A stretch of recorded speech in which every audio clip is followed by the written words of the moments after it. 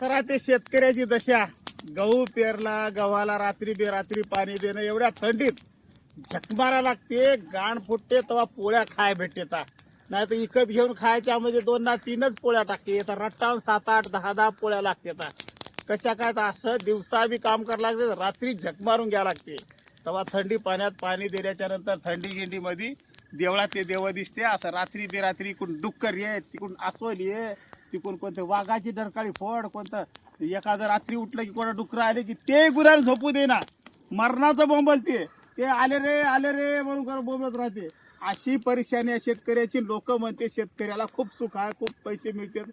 काही देवारा नाही, त्याला दशा करू करू मिळते. तेव्हा त्याला काहीतरी पसते.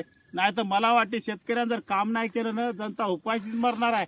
अशा थंडीत शेतकरी यायले हेच खूप मोठे जनतेनं उपकार मानाव. नाही तर मजाक नाही. शेतकऱ्याची दशानं कुत्र हाल खायला कोणता शेतकरी एवढ्या थंडीत. कोणी पाणी देणं मजाक ना.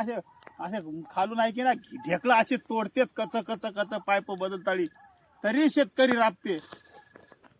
आलं रे